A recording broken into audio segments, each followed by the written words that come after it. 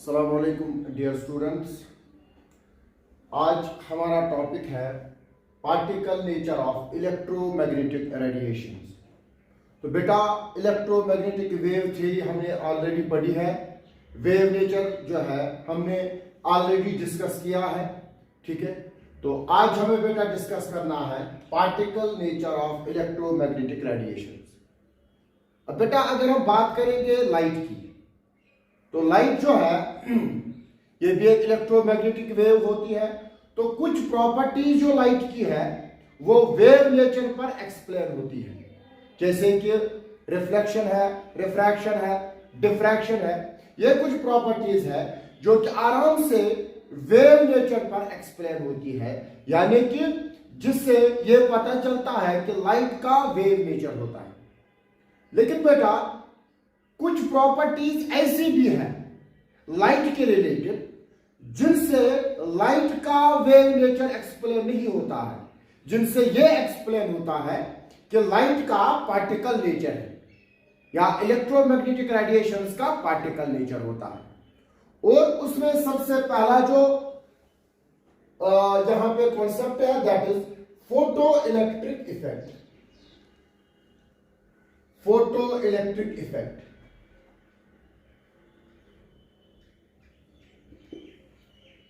अब ये photo electric effect से बेटा लाइट का पार्टिकल नेचर एक्सप्लेन होता है, ठीक है। तो फोटो इलेक्ट्रिक इफेक्ट की बात अगर हम करेंगे तो सबसे पहले फोटो का मतलब होता है लाइट। फोटो का मतलब होता है लाइट एंड इलेक्ट्रिक का मतलब इलेक्ट्रिक करंट।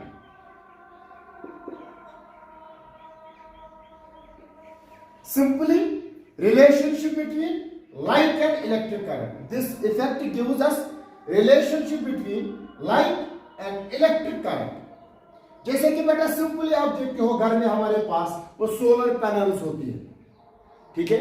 वो सोलर सेल्स जो हमारे पास होती है, तो क्या होता है वहां पर लाइट पर वो ऑपरेट करती है और उस लाइट से मिली एनर्जी को वो इलेक्ट्रिक करंट में कन्वर्ट करते हैं, ठीक है। तो अब फोटो इलेक्ट्रिक इफेक्ट बेटा यहां पर हमें डिस्कस करना है, ठीक है।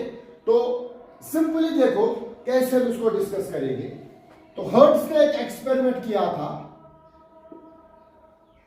अब देखो एक्सपेरिमेंट क्या है, हम क्या काम करते हैं, एक इवैक्यूएटेड चैम्बर लेते हैं।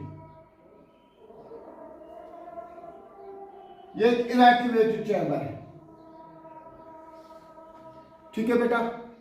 इस इवैक्यूएटेड चैम्बर को यहां से हम रखते हैं एक मेटल हम रखते हैं और यहां से एक स्क्रीन रखते हैं, डिटेक्टर जिसको बोलते हैं।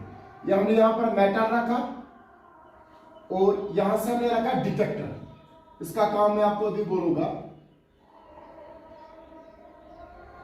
ठीक है। और यह हम एज इलेक्ट्रोड से यहां पर यूज करते हैं। एक इलेक्ट्रोड हम मेटल लेते हैं, दूसरा इलेक्ट्रोड जो है डिटेक्टर लेते हैं। तो इनको हम बेटा बैटरी से कनेक्ट करते हैं।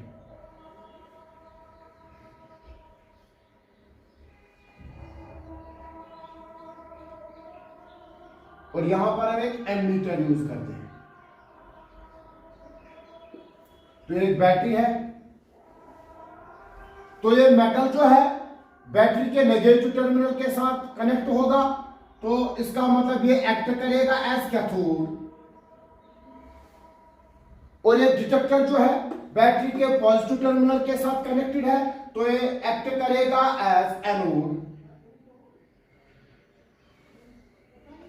ठीक है। तो और ये एमीटर है बेटा। अब होता क्या है कि यहां से हम इंसिडेंट कराते हैं, इस मेटल पर इंसिडेंट हम कराते हैं लाइट।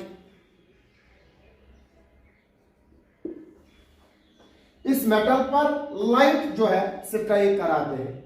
होता क्या है बेटा, जब इस मेटल सरफेस पर लाइट स्ट्राइक करती है तो इस मेटल सरफेस से इजेक्ट होते हैं इलेक्ट्रॉन्स। यहां से इलेक्ट्रॉन्स इजेक्ट होते हैं, ठीक है। अब ये इलेक्ट्रॉन्स ट्रेवल करेंगे towards this anode. As you know ठीक है, तो इलेक्ट्रॉन का चार्ज नेगेटिव है तो टुवर्ड्स दिस पॉजिटिव टर्मिनल ये ट्रैवल करेंगे और ये डिटेक्टर जो है इनको डिटेक्ट करेगा, इलेक्ट्रॉन्स की प्रेजेंस को यहां पर डिटेक्ट करेगा।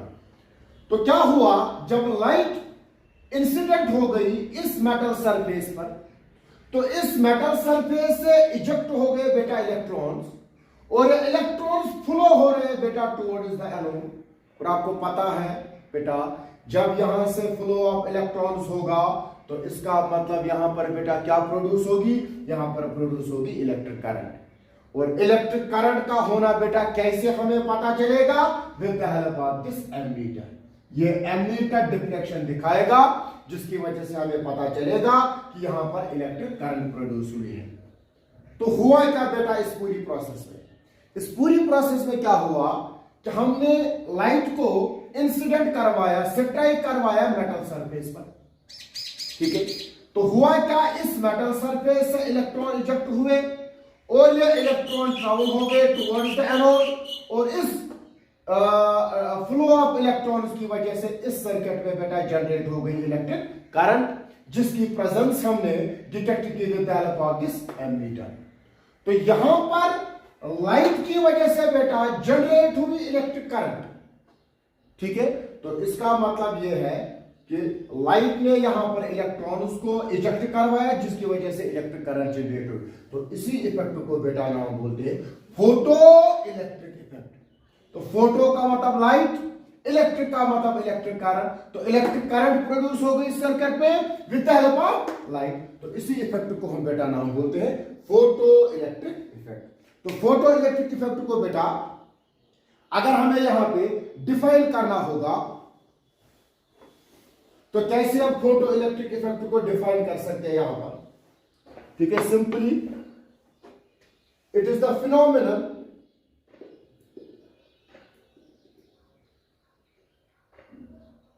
of ejection of electrons when a light of suitable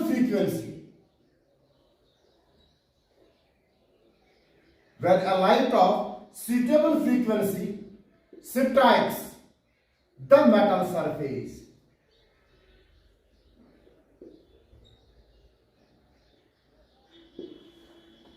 electrons का इस मेटल सरफेस से इजेक्ट होना, जब एक लाइट एक सुटेबल फ्रीक्वेंसी इस मेटल सरफेस पर स्ट्राइक करती है, उसी को हम बेटा नाम बोलते हैं फोटो इलेक्ट्रिक इफेक्ट। और बेटा ये जो यहां पर इलेक्ट्रॉन्स निकले, इन इलेक्ट्रॉन्स को बेटा नाम बोला जाता है फोटो इलेक्ट्रॉन्स, ठीक है। The emitted electrons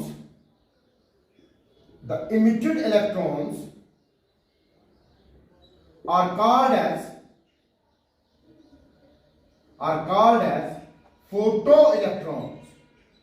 in emitted electrons को बेटा नाम बोला जाता है photoelectrons, ठीक है। तो यहां पर जो इलेक्ट्रॉन्स इमिट हो गए इस मेटल सरफेस से, इनको बेटा नाम बोला जाता है फोटोइलेक्ट्रॉन्स, ठीक है। और इन इलेक्ट्रॉन की इजेक्शन की वजह से इलेक्ट्रिक करंट जनरेट हो गई, और इस पूरे इफेक्ट को बेटा नाम बोलते हैं फोटो इलेक्ट्रिक इफेक्ट, ठीक है। कॉपी कर लीजिए इसको बेटा।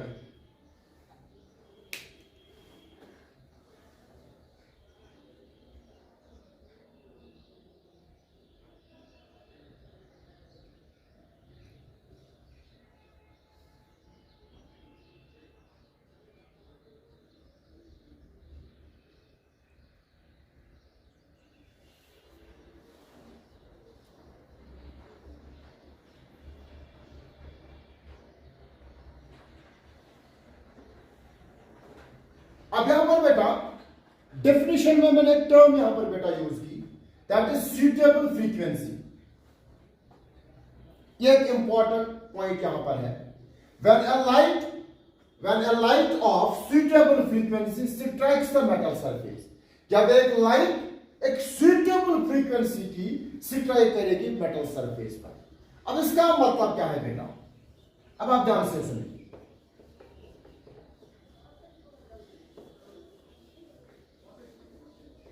इस सुटेबल फ्रीक्वेंसी की लाइट होने का मतलब क्या है, जब बेटा हर्ट्ज ने एक्सपेरिमेंट किया, उसने यहां पर मेटल सरफेस ली और इस पर जो है इंसिडेंट करवाया किसी लाइट को। पहले उसने क्या किया, पहले उसने कम फ्रीक्वेंसी वाली लाइट यूज की, वो लाइट यूज की जिसकी फ्रीक्वेंसी कम है। तो उसने क्या देखा कि कम फ्रीक्वेंसी वाली लाइट जो है उसकी वजह से इलेक्ट्रॉन्स बेटा इजेक्ट नहीं हो रहे हैं यहां पर। तो अगर हम कम फ्रीक्वेंसी वाली लाइट को यूज करेंगे तो फोटो इलेक्ट्रिक इफेक्ट बेटा नहीं होगा, क्योंकि यहां पर जो है इलेक्ट्रॉन तब इजेक्ट होंगे। अब इंपॉर्टेंट बात यहां पर, अब इलेक्ट्रॉन जो इस मेटल सरफेस में होंगे, तो फॉर एग्जांपल वहां मेटल सरफेस में एटम्स होंगे, वहां पर उनका अपना न्यूक्लियस होगा और ये इलेक्ट्रॉन जो है इसके साथ अट्रैक्शन में होंगे। तो इनको इजेक्ट कराने के लिए एक पर्टिकुलर एनर्जी चाहिए। तो देखा क्या हर्ट्ज ने कि लो फ्रीक्वेंसी वाली रेडिएशन जो है वो इलेक्ट्रॉन्स को इजेक्ट नहीं करा पाती। अब उसने क्या किया, धीरे धीरे फ्रीक्वेंसी को इंक्रीज करना स्टार्ट किया और उसने देखा कि एक अप्रोप्रिएट फ्रीक्वेंसी पर जो है इलेक्ट्रॉन्स इजेक्ट होना स्टार्ट हो गए। मिसाल के तौर पर बेटा मैं यहां पर आपको समझाऊंगा कि फॉर एग्जांपल 100 हर्ट्ज पर इलेक्ट्रॉन इजेक्ट हुए। अगर frequency of radiation, frequency of incident radiation इस 100 हर्ट्ज से बेटा कम होगी, अगर फ्रीक्वेंसी ऑफ इंसिडेंट रेडिएशन इस 100 हर्ट्ज से कम होगी तो ये यहां पर इलेक्ट्रॉन जो है इजेक्ट नहीं होंगे। तो इसका मतलब इलेक्ट्रॉन्स को इजेक्ट कराने के लिए एक सूटेबल फ्रीक्वेंसी की जरूरत है, एक अप्रोप्रिएट फ्रीक्वेंसी की जरूरत है। तो यहां पर हम एक मिनिमम फ्रीक्वेंसी लेंगे। तो ये 100 हर्ट्ज जो है ये एक मिनिमम फ्रीक्वेंसी है जिस फ्रीक्वेंसी पर इलेक्ट्रॉन निकलेंगे। अगर फ्रीक्वेंसी को और बढ़ा देंगे तब इलेक्ट्रॉन निकलेंगे, लेकिन मिनिमम फ्रीक्वेंसी इलेक्ट्रॉन्स को निकालने के लिए कितनी है, 100 हर्ट्ज। मिसाल में दे रहा हूं आपको, ठीक है। तो इसका मतलब यह है कि किसी मेटल सरफेस से इलेक्ट्रॉन्स को निकालने के लिए एक मिनिमम फ्रीक्वेंसी की जरूरत होती है, ठीक है। तो बेटा उस मिनिमम फ्रीक्वेंसी को हम नाम बोलते हैं थ्रेशोल्ड फ्रीक्वेंसी। तो यहां पर हमारे पास बेटा एक टर्म है that is threshold frequency, threshold frequency, and it is denoted by new not, new not. और एक थ्रेशोल्ड फ्रीक्वेंसी बेटा क्या होती है, simply it is the minimum frequency, minimum frequency required to eject the electrons, required to eject the electrons from metal surface, from metal surface, ठीक है। तो एक मिनिमम फ्रीक्वेंसी जो इंसिडेंट रेडिएशन के पास होनी चाहिए ताकि वो इलेक्ट्रॉन्स को इजेक्ट करा सके मेटल सरफेस से, इसी मिनिमम फ्रीक्वेंसी को बेटा नाम होते हैं थ्रेशोल्ड फ्रीक्वेंसी, ठीक है। तो अगर फ्रीक्वेंसी इससे कम होगी तो इलेक्ट्रॉन इजेक्ट नहीं होगी। फ्रीक्वेंसी जो है इसके बराबर होनी चाहिए या इससे ज्यादा, तब जाके जो है बेटा इलेक्ट्रॉन्स यहां पर इजेक्ट होंगे, तब जाके फोटो इलेक्ट्रिक इफेक्ट होगा, ठीक है। अब यहां पर इस थ्रेशोल्ड फ्रीक्वेंसी के कॉरस्पॉन्डिंग कुछ वेवलेंथ भी होगी। जैसे कि फॉर एग्जांपल मैंने आपको अभी बोला, अगर फॉर एग्जांपल 100 हर्ट्ज है थ्रेशोल्ड फ्रीक्वेंसी, तो हम इस 100 हर्ट्ज पर वेवलेंथ भी निकाल सकते हैं। कैसे, C = लैम्डा न्यू, ऑलरेडी हमें पता है। अब न्यू हमें पता है कितना है, C भी हमें पता है, तो हम लैम्डा निकालेंगे C डिवाइड बाय न्यू, ठीक है। न्यू नॉट, अब चूंकि यहां पर न्यू नॉट है, तो इस थ्रेशोल्ड फ्रीक्वेंसी पर बेटा कितनी वेवलेंथ होगी वो भी हम निकाल सकते हैं, और उस वेवलेंथ को बेटा हम नाम बोलते हैं थ्रेशोल्ड वेवलेंथ, ठीक है। तो थ्रेशोल्ड फ्रीक्वेंसी पर जो वेवलेंथ होगी इसको हम बेटा नाम बोलते हैं थ्रेशोल्ड वेवलेंथ, ठीक है। तो यहां पर हम लिख सकते हैं बेटा sir, at the wavelength and the wavelength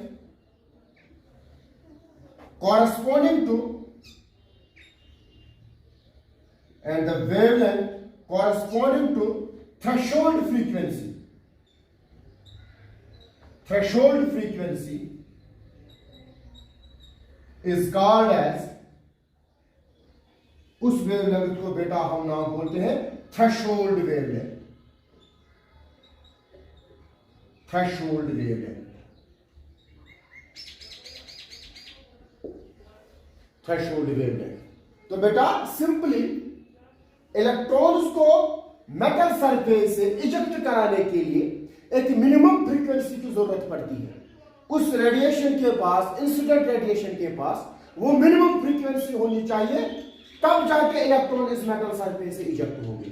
ठीक है, तो वो मिनिमम फ्रीक्वेंसी को हम बेटा नाम बोलते हैं थ्रेशोल्ड फ्रीक्वेंसी. और इस थ्रेशोल्ड फ्रीक्वेंसी के कॉरेस्पॉन्डिंग बेटा जो वेवलेंथ होगी that's called as threshold wavelength. बेटा यह कॉपी कीजिए.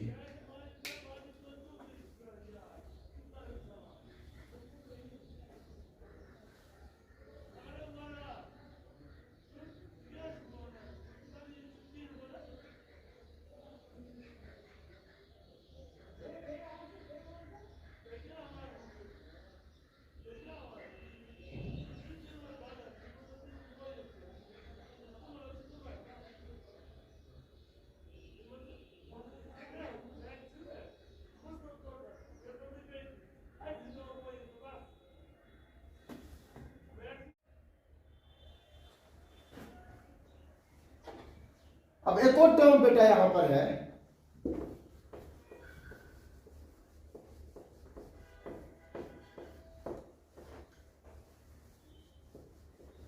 that's called as work function. Work function. It is denoted by phi. अब हमने बेटा इन टर्म्स ऑफ फ्रीक्वेंसी की बात की.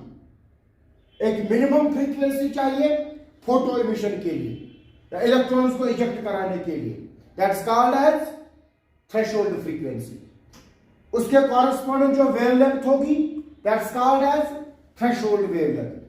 अब अगर हम इन टर्म्स ऑफ एनर्जी की बात करेंगे बेटा, इन टर्म्स ऑफ एनर्जी की अगर हम बात करेंगे कि कितनी एनर्जी हमें लगेगी फोटो एमिशन के लिए, या कितनी एनर्जी हमें लगेगी ये इलेक्ट्रॉन को इस मेटल सरफेस से निकालने के लिए, तो इन टर्म्स ऑफ एनर्जी बेटा यहां पर हम टर्म यूज करते हैं work function and it is denoted by phi. तो वर्क फंक्शन क्या होता है बेटा? The minimum amount of energy, the minimum amount of energy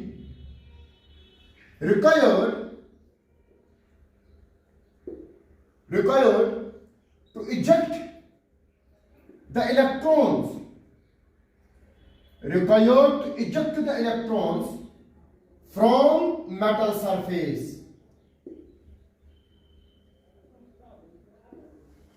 ठीक है, तो मेटल सरफेस से इलेक्ट्रॉन्स को इजेक्ट कराने के लिए कितनी एनर्जी लगेगी इन टर्म्स ऑफ एनर्जी की बात, क्योंकि इलेक्ट्रॉन खुद ब खुद तो नहीं निकलेगा. इलेक्ट्रॉन जो होते हैं एटम में न्यूक्लियस के साथ बाउंड होते हैं, तो उनको निकालने के लिए कुछ एनर्जी तो लगेगी. तो उस एनर्जी को हम बेटा नाम बोलते हैं थ्रेशोल्ड, उसको हम सॉरी नाम बोलते हैं work function and it is denoted by phi. ठीक है, और इस वर्क फंक्शन का जो वैल्यू होगा, इस phi का जो वैल्यू होगा that will depend on metal. Different metals में बेटा phi का वैल्यू डिफरेंट होगा. ठीक है, so the value of phi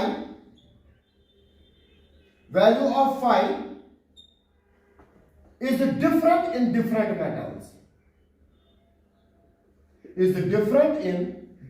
metals. ठीक है, डिफरेंट मेटल्स में बेटा वैल्यू ऑफ phi जो होगा वो डिफरेंट होगा. यानी कि ये वैल्यू जो है मेटल पर डिपेंड करता है. ठीक है, तो सिंपल सी बात है, कोई मेटल ऐसा भी होगा जो इजीली इलेक्ट्रॉन देगा, तो वहां से इलेक्ट्रॉन को इजेक्ट करने के लिए कम एनर्जी चाहिए होगी. और कोई ऐसा मेटल भी होगा जो कि इजीली इलेक्ट्रॉन नहीं देगा, तो वहां से मेटल को रिमूव करने के लिए एनर्जी ज्यादा चाहिए। तो इसका मतलब यह है कि वैल्यू ऑफ फाई जो है ये वेरी होता है from metal to metal. Different metals में वैल्यू ऑफ फाई जो होता है बेटा वो डिफरेंट होता है। ठीक है, सो ये हमने बेटा एक्सप्लेन किया फोटो इलेक्ट्रिक इफेक्ट। अब हमें यहां पे एक्सप्लेन करना है कि how this photo electric effect explains the particle nature of light. ये फोटो इलेक्ट्रिक इफेक्ट किस तरह से पार्टिकल नेचर ऑफ लाइट बेटा एक्सप्लेन करता है।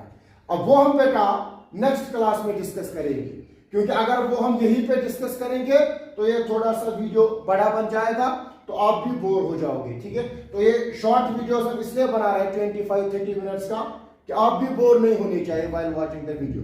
ठीक है, तो यहां तक हमने देखा कि सिंपली मेटल सरफेस से इलेक्ट्रॉन इजेक्ट होता है जब light of a suitable frequency इस पर स्ट्राइक करती है, जिसकी वजह से यहां पे जो इलेक्ट्रिक करंट जनरेट होती है, तो उसको बेटा नाम बोलते हैं फोटो इलेक्ट्रिक इफेक्ट। और इस पूरे अरेंजमेंट को बेटा नाम बोला जाता है फोटो सेल। ठीक है, इस पूरे अरेंजमेंट को नाम बोला जाता है फोटो सेल, और इस इमिशन को नाम बोला जाता है फोटो इमिशन। इलेक्ट्रॉन जो इमिट हुए उनको नाम बोला जाता है फोटो इलेक्ट्रॉन्स। ठीक है, तो this was about the photo electric effect. ठीक है, तो बेटा नेक्स्ट क्लास में हम ये डिस्कस करेंगे कि how this photo electric effect explains the particle nature of electromagnetic radiations.